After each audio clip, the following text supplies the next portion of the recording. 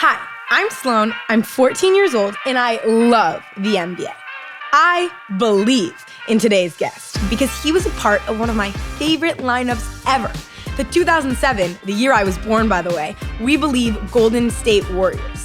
Not only did he take down Dirk and his Mavs, but he's an NBA All-Star, an entrepreneur, and an all-around great guy.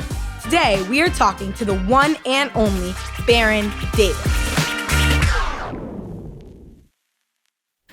Okay, so Baron, everyone knows you were part of the 2007 We Believe Warriors. Something crazy is I wasn't even alive for that. Wow. I know. Does that make you feel old? No, I mean, yes, I guess. Okay, he guesses. So here's what I want to know. Do you root for the Warriors? Are you a Warriors fan? I do. I always say the Warriors have my heart. Born and raised here in LA. I was born in 1979. Do you remember? Can you go back that far? Is it I'll try. A history book? Yeah. But that was the year of Magic Johnson. Yes. And so the year I was born, Magic Johnson won his first championship with the Lakers. So, forever I'm going to be a Laker fan. But my heart is always with the Warriors. So I root for the Warriors. It's funny because I'm an LA kid too, and I hate the Lakers with a burning passion. I really. That's not cool. Why? Well, because I'm a Warriors fan. Okay. Yeah, absolutely. Growing up now, why would anyone? I mean, I guess you guys do. Lakers do have LeBron, but come on, you want to root for the Warriors. Yeah, you definitely do. Yeah. They're the team to root for. They are. So I don't know if you know, but I am 14 years old, and I'm going into my freshman year of high school. Uh-oh. So I'm going to take you back. You're Baron Davis. Everyone knows, the famous Baron Davis. But when you were 14, when you were going into 9th grade, who were you? What were you like? I was 5 feet tall. Seriously? Yeah. Oh my God, I'm taller than you. Yeah, 5. No, I was 5'2". Okay. And I was 120 pounds or something like that, 125 pounds. And I don't know. I was happy. I was happy to be in high school, but I was probably in that crossroads. I was the smallest kid. Yeah. In 9th grade. I was so happy to get to high school because I had played, basketball at Crossroads in 8th grade, but I always wanted to play against better competition. Yeah. So it was my first time having an opportunity to feel I was a real teenager, but I didn't really do much. It wasn't I had an exciting life. I was just so focused on basketball, and that was it. That was really it. I remember playing against Brentwood at homecoming, and the jersey was too big. Brentwood won, right? Obviously. No. They did. No, we cracked them. We killed them. No. And they were yelling diapers every time I touched the ball because my shorts were so big that they thought that I had put a diaper on to keep my shorts up. Classic Brentwood kids. Yeah, so, classic Brentwood. That was fun. And just, I think being in 9th grade and being in high school for the first time, it was you got a chance to see what the older kids were doing. Yeah. So I was always trying to hang with the older kids on campus. Yeah. So if you were 5'2", did you think you could make it to the NBA? It was never that I never paid attention to my height. I was super insecure. I would go in the backyard and hang on the clothesline. So there was these clothes poles. So I would hang on the clothesline. That's the year I started drinking milk, but I was really eating cereal because I hated milk. But I was just I don't know. I was just kind of confident in a way. You know what I mean? Mm-hmm. But at the same time, I was so small. I was just trying to have some space and follow other people, Now I think I have to start drinking milk because I need to get a little bit taller. I'm still 5'3", 5'4". One day I'm going to dunk because I'm going to drink all that milk. So, currently there's the EYBL tournaments going on. And I think it's interesting because all these players who have the potential to go to the NBA, they all know each other. All these 5-stars, they play against each other all the time. When you were 14, 15, 16, was there a player that now we all know the name of that you played against when you were younger that it's like a fun matchup to think about now? I played against Earl Watson when he was in 7th grade. I played against Deion Glover when he was in 6th grade. Who won? Deion Glover beat our team in the championship. Earl Watson beat our team. They beat us too. Who else? Tayshaun Prince. We were actually on the same AAU team. Oh, that's so cool. You know, like here in LA, like when I was growing up as a kid, you know, it was like the first time that I would say like AAU basketball was starting to like form, and we would like travel. We didn't have all the resources, but we would all kind of travel together. Gilbert Arenas played on our AAU team. Wow. Like we had a lot of James Harden played on our AAU team. So it was almost like this brotherhood. Yeah. And, you know, as I was like the older one, you know, we started all the way from 7 years old.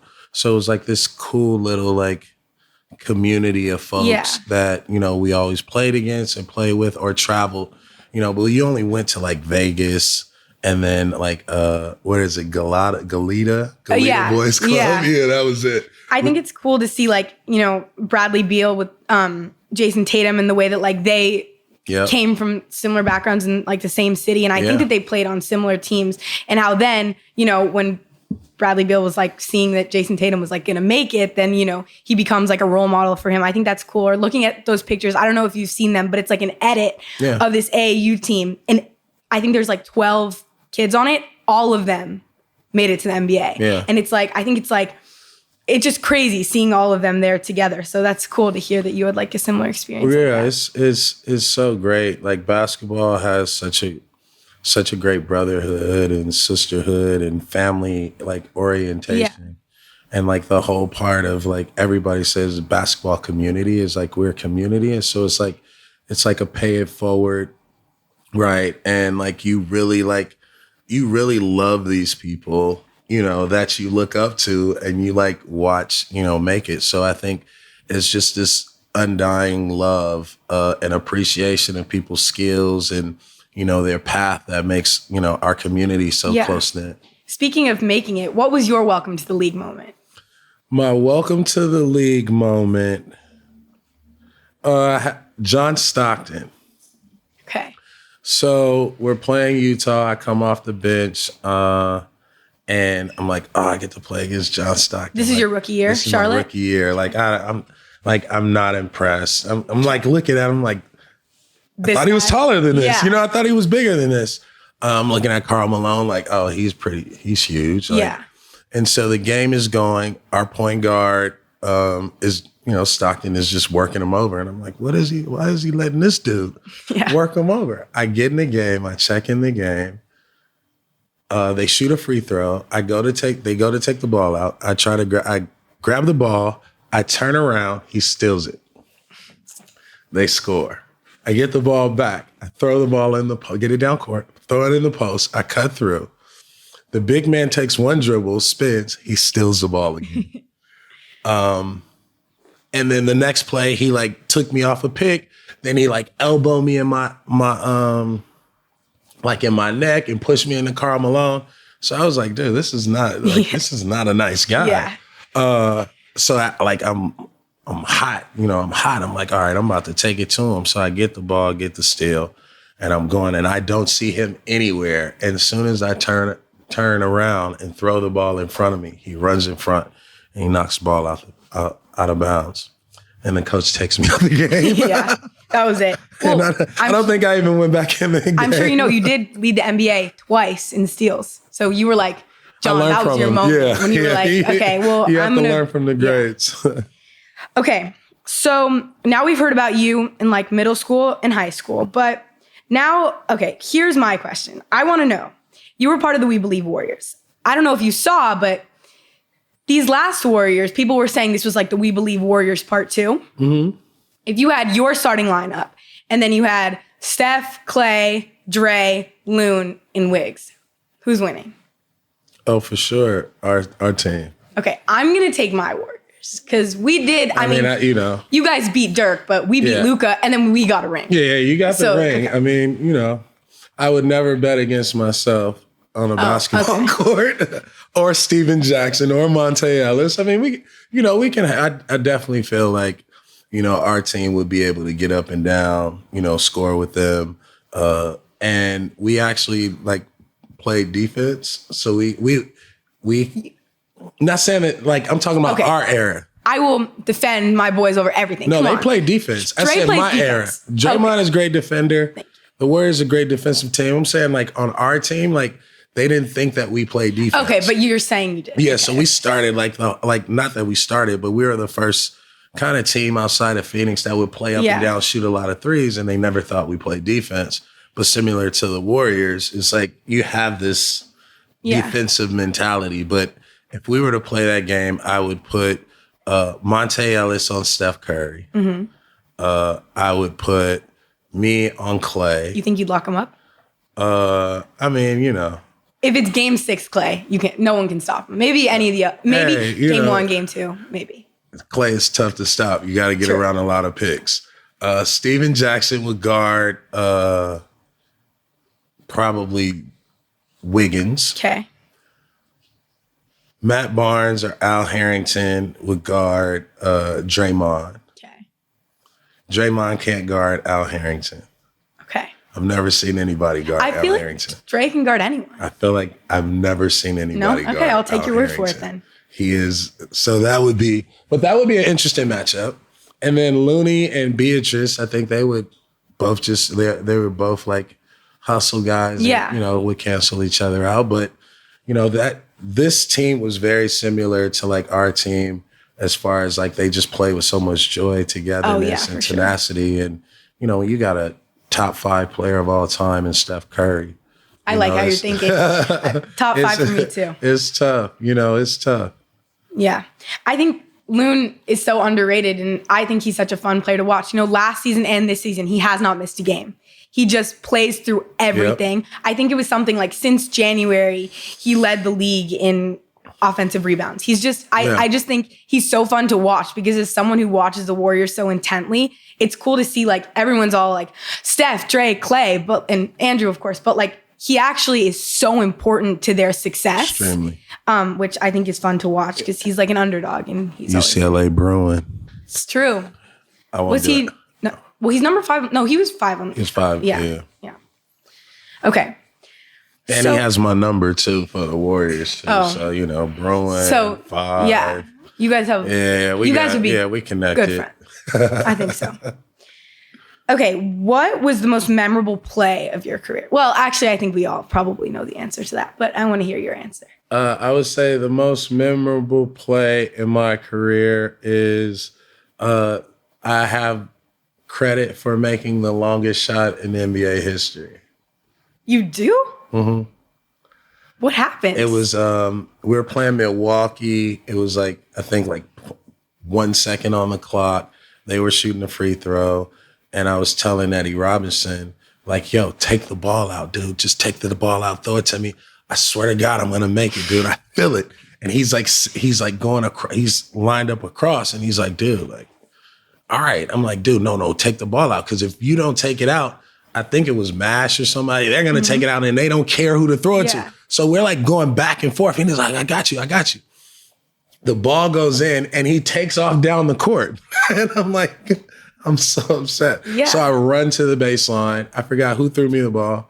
I catch the ball and I throw it and it goes in. And you can see him like holding his hands up at the opposite end of was it in Oakland? Of the basket. It was in Milwaukee. Oh, okay. And it was like one of those shots like, the momentum had changed. Milwaukee had just hit some free throws. The air was dead. And I just like flung it. And I was like, see, I told you I was going to make it. So it was like the shot that I called before I shot it. Did you bank it in or did you switch? No, it swished. Ooh, that's nice. You should have been like you guys were playing a game of horse or something. No one would beat you in that. And then I would say Karolinko is probably like the one that people remind me of. Mm-hmm. So I have to say that is, one of the more memorable, moments in my career. Yeah. I feel like Jordan Poole's had a few shots like that this past season where like he just chucked it up and I'm like, what are you doing? And then it goes in. Like I was at game 5 of the finals and I remember it was funny because I don't even know what was happening, but I'm still like, I love Jordan, but I'm still like, give it to Steph, give it to Steph, give it to Steph. And I think it was like going into from the third to the fourth, and Jordan just sort of took it and he just sort of like chucked it. Yeah, from and of course he like banks it in, and I'm like, what are you doing? Like every time you're like, do not do that. And then it goes in, you're like, come on. Like, I mean, I love guys like that who are like, you know, it's like reliable wild cards. You know what I mean? It's like, you know what you're going to get, but you could get 40. You know what I mean? Yeah. He's so capable of like doing incredible things. Yeah, I love his game. He has so much potential. I hope that what we saw this season stays. Like, I really, really hope that he just continues to grow, because he's really, I mean, I think you can see it at Michigan. We saw it this season, especially when Steph was hurt in those last few weeks. Yeah. He was really amazing, especially in the Denver series too. He was crazy. I think he's going to have a big year, because, you know, there's still like the 6-man award. There's still the most improved player. There's still like, there's still like room for him to grow to be, you know, that guy. Yeah. What do you think about Ja getting most improved player? I did not like that. I didn't either. Because I don't, like, he's already a superstar. That's my thing. You know what I mean? He was drafted second. Yeah. Yeah. I feel like most improved player is an award that's supposed to be given to someone who goes from being like Jordan Poole in the G League to being like a huge player. Ja has the normal progression of an NBA superstar. He was rookie of the year. He's just getting better, but he's getting better like he's supposed to. Jordan was one of the last picks in the first round, and now, you know, he averaged like, he had 28 points something like that, all 3 games, or all 5 games of the Denver series. So okay, let's move on. This is for sure my favorite. You're so knowledgeable. You should work for the NBA. You should tell the NBA that. Okay, NBA, if you guys are listening, Adam Silver, Baron Davis says I'm knowledgeable. Yes. Yeah. The most improved player award cannot go to a superstar. Yeah. You know what I think should happen? I think I should just choose all the awards. Because, you know, if I did, I'd be like, okay, Kuminga and Moses Moody, they are tied for rookie of the year. Draymond is definitely defensive player of the year. Steph, MVP all the time. Steph's unanimous every year. If it's me. Not just once. Every single time. For sure. Okay. This is my favorite segment. So, you know Kelly Oubre Jr. I mean, he's pretty hot. Let's just be honest. Come on, I want to hear it from you. He's really hot. Yeah, he's like a very debonair and charismatic and fashionable guy. Okay. That's your way of saying it. If that's your way of saying it, that's It's fine. like you say he's a brand, you know? Yes, he is. Tsunami Papi. Yeah. You like Kelly Oubre. I do like Kelly Oubre. Okay, well, the reason why I'm even saying this is because, you know, Stephen A. Smith is known for his hot takes, but I don't think you've ever seen takes hotter than Kelly Oubre Jr. No, you've never seen him until now. Because Baron Davis and me, we are about to get really hot. Devilishly handsome these takes are going to be. Okay. I'm telling you. Yeah. Okay, great. Let's Kelly go. Oubre. Like Kelly Oubre. Of course, you know, these takes are just going to have beautiful green eyes. Any tattoos. It's going to be good. Okay. Which NBA player is the best dressed? Currently. We're doing current. Currently. Kelly Oubre. Good answer. Good answer. I like that. Okay. Kelly Oubre can't be the answer for all of these. Because, you know, if the roles were reversed and you were asking me these questions, I'd be like, Kelly Oubre, Kelly Oubre, Kelly Oubre. Kelly, if you're watching this, perfect at everything. Now, okay, who has the best shoe game? PJ Tucker. That's the answer. That's easy. Everyone knows. He's a shoe guy. When people give a different answer, I'm like, you're wrong. He has a house for his shoes. Yeah, he's the bomb. Agreed. Okay. Who is the funniest NBA player? The funniest NBA player, I like Anthony Edwards. I think he has he has a great and funny and natural personality. I think that he could potentially be a superstar, like as far as like other stuff. Did you watch him in Hustle? Yeah, he's actually a good actor. Yeah, he was a good actor. At the Hustle premiere, there was this video and they asked him his all-time starting 5. And like before even saying Jordan or LeBron or anything, he just goes, me. Yeah. That's a good answer. Who is your favorite current NBA player? My favorite current NBA player would have to be Steph Curry. Me too. It's a good one. That's an easy one. Actually, I might have to say Juan Toscano Anderson. Love him. That's my guy. I was at sleepaway camp and my dad wrote me a letter that JTA was traded to the Lakers. First, I cried. Then I realized the bright side of it, that he lives in LA and I live in LA, and we could run into each other like any day. And then we could become best friends. Yep. And then we could get like matching best friend necklaces. That'd be awesome. I'd be like, yes, me and JTA. For sure. Best friends. Okay, which current NBA player could run for president and win? I would say LeBron James. I would vote for him. I guess me too. The only thing is so many people hate him that I think that they would vote against him. Like, I feel like Boban. Yeah. I know he's not an American citizen, but for me, it's just like everyone loves Boban. Yeah, I would vote for Boban too. Yeah, good. I think Boban should run for president, right? But the only thing, you have to be born in the United States. Well, maybe we can figure it out. Yeah, we can figure it out. You know what? But he's Boban. Maybe we can just make up if you're Boban, like a city, and like close to Reno that he was born in. And sure. Let's go with that. I like that idea. I like that. Boban. Yeah. Boban from... Sir... Oh, you mean team-wise or country-wise? What city? Remember, he lives here in the United States. We're pretending. President. Oh, Boban, the American citizen from Los Angeles, should run for president? That's what you're saying? Okay, great. Now, which NBA player is the best singer or rapper? I know Victor Oladipo is really good at singing. Yeah. Bones Hyland is a dope rapper. Love him. Dame Lillard is dope. Miles Bridges is dope. Lou Will is dope. Who else? Somebody else rap. Kawhi Leonard. Oh, God, no. Yes. No. I'm telling you. No. Kawhi got maybe bars. That's a behind the scenes thing. I don't see Kawhi that. Leonard has bars. What if he just like sits there like this and like raps with no emotion? No, he got bars. Really? Yes. Yes. They should make a New Balance commercial with that. I mean, I tell him. I was just privy to hear his music. His music is dope. Okay, we have to listen. Music. I have to take a listen. I haven't. Dennis Smith Jr., he raps too. He's pretty dope. Yeah. I feel like there should be like a rap battle in the off season. Yeah. And there can be like, on top of my awards, like MVP and stuff like that, there can be like a best rapper. Best artist. Yeah, best artist. But, best artist. I mean, Dwight Howard and Victor Oladipo were both on Masked Singer. Oh, wow. Yeah. I didn't know Dwight Howard, but Dwight Howard is funny too. I interviewed him and he is funny. Yeah. And he was telling me, he was like, I answered the question, who's funniest NBA player, who's the best singer? He answered himself for all of it. Yeah, no, for sure. NBA players love themselves. Yeah. True. Do you love yourself? Are you your favorite NBA player? Am I my favorite NBA player? I'm not my favorite NBA player. No, I am.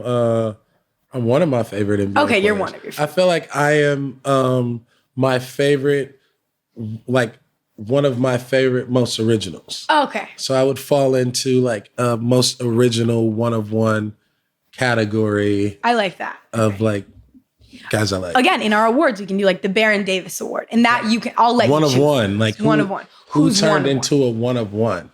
Okay. Who would you have win that award now? Ja Morant. He's Ja Morant. I would say this year he turned Jason Tatum. You know what I mean? All these guys that are like... I don't know if Jason Tatum's one-of-one. I mean, he choked a little. No. And I got to be honest. No, it ain't. I mean, people win, people lose. True. People have good games, bad games. All of them, though. All of the one-of-ones, Jason, you know what they have in common? They lost to Steph Curry this offseason. Yeah. Steph Curry is a one-on-one. Like, defining a one-on-one is like, I define it through art. Mm-hmm. And so I look at somebody's game and I say, like, what makes them different? Yeah. And there will never be another person like that. You know what I mean? So they've actually... Because some people are so special, but it's like, there's people that resemble them. Like, no one, even when like, with the Trey-Steph comparisons, I don't like those because Trey's trying to be Steph, I think, and not at all. Trey is his own. I think his Steph, own one. Trey is a one-of-one. Like it's hard. It's hard to. Where are you gonna find a Trey Young? That's true. I mean, but he don't play like Steph Curry. He doesn't. But I think the comparisons aren't. They're not the same. Steph is he's the original. He created it. They're different. They're different styles. Okay. You know what I mean? Yeah. I would say because I respect that. Trey shoots the deep three, things like that. He can do all that. Yeah. But I think when he's scrappier than Steph. Yeah, when you look at Trey, and shout out to Rashad Phillips, he explained this to me. It was like Trey Young is a 4-level, just like Steph, he's a 4-level scorer.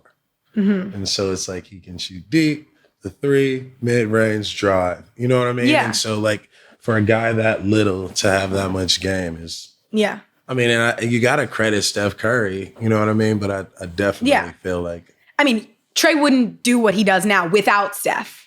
No one would. No one would shoot those threes without Steph. I love Steph. I just give him credit for everything. No, you definitely have to give Steph all the credit for pioneering a new style of basketball, for sure. I saw some graphic that Steph's first season, there was 15,000 threes that season.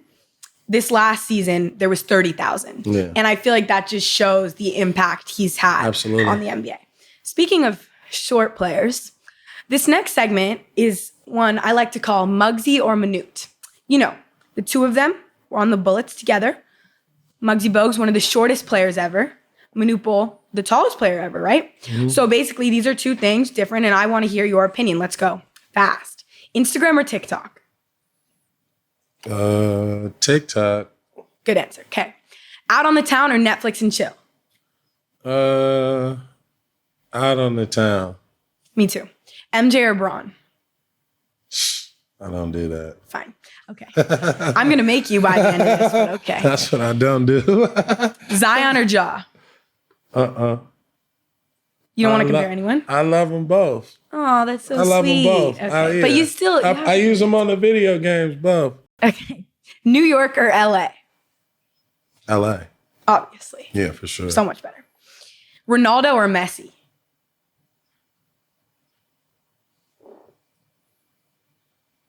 Messi. Interesting. Okay. Now, it is. It's interesting. Okay, so. What is your choice? I'd probably go Messi too. Yeah. I just was saying that more just like, I actually genuinely. Ronaldo is dope, though. No, he's insane. He's so dope. It's like, I like how Messi reminds me of like a Kyrie or a Steph. You know what I mean? Yeah. Like a point guard. Yeah. You know? Messi, I feel like Neymar is very similar to Steph in their ways. Okay. It's a good comparison. Thank you. I feel like it's like a popular one, though. I don't think I made that up, but I'll give myself credit. It's okay. Okay, so a little bit of background. So Barron went to high school at Crossroads, and Crossroads' biggest rival in the whole world is Brentwood School, and I go to Brentwood School. Oh, no. So Brentwood or Crossroads. Oh, no. Yeah. I mean, of course, Crossroads. We hate Brentwood. Yeah, I know. I mean, we don't hate Brentwood. It's a love-hate relationship. We live in Brentwood. Yeah. But we go to Crossroads. It's like you guys live in Brentwood and go to Brentwood, so you never really get out of Brentwood. I'm not in Brentwood right now, though. So. You're not right now, currently. Yeah, true. Yeah, but good point by it's me. like Brentwood isn't Brentwood, and it's like. True. But this year, girls soccer, Brentwood versus Crossroads, you got to pull up to the extravaganza. Done. And I'm telling you, Brentwood's going to win. I'm calling it now. You can put money on it, okay? Put money on it. All right, if Crossroads wins, you have to wear a Crossroads shirt. Okay. And then I get to write whatever on the back of the shirt. If Brentwood wins, I'll wear a Brentwood shirt, and then you get to write. Okay, deal. Remember this. We have video proof of this. I'm going to be there. I'm going to score a hat trick. You're going to come. I'll invite you. Okay. You can be my +1 to the game. Great. Done. Okay. Doris Burke or me? Ooh, that's a tough one. Oh, that is super tough. That's tough. I mean, I think I know the answer, personally. I think I would love to see you do color. So it's hard to compare you and Doris because I think you're a great interview. Thank you. Right? And I think Doris is great in play-by-play. I need to see you in play-by-play. Okay. Maybe you should come and like do a play-by-play at one of our like influencer games. And I'm down. And then I can compare. But now I can't compare. I gotta be honest. When I come home from soccer practice and I'm watching the Warriors, I do a little bit of play-by-play myself. Do you? But just for myself. I sit there with my dogs. That sounds really sad, but it's not. It's not. It's cool. It's cool. It's great. And, we're watching the Warriors and I'm just like, I'm just going down. But like, it's not like Steph that I like to commentate on. You know what I mean? It's like the GP2s of the world. Yeah. And like the Young Glove taking it down. That's how I like it. So you got all that from, all right, we got to get you a color. We got to get you a color gig. My favorite, Quindary Weatherspoon. I got to be honest. I love commentating on him. He may only average 1.7 points, but that's okay. Those 1.7 points are good. That's my guy. That is my guy. At the finals, I wore a JTA jersey and my brother wore my Kuminga jersey. I did not see any other JTA jerseys in the room. And now I have a JTA jersey and he's on the Lakers. So I know. It may have been a waste of money, but I got to get one of those Dante DiVincenzo Warriors jerseys. Those are strong. I know. They just picked him up. They're going to be strong. Same with Mac McClung. Ooh, those jerseys fire. McClung on the back. You like that? It's cool. He's a good kid. He's a good player. I like him. Well, anyway, that's all. So thank you so much for being here, and I love talking to you. Thank you. I love talking. I guess this is your place, but I said thank you for being here. But it's okay. I'll take it over. Thank you. This is like your new studio. Good. Perfect. Thanks for listening to Sloane Knows. Keep up to date with me and see all the amazing things we did after this interview and all of my interviews before. Make sure to follow me on Instagram and TikTok at Sloane Knows. Sloane has an E, by the way.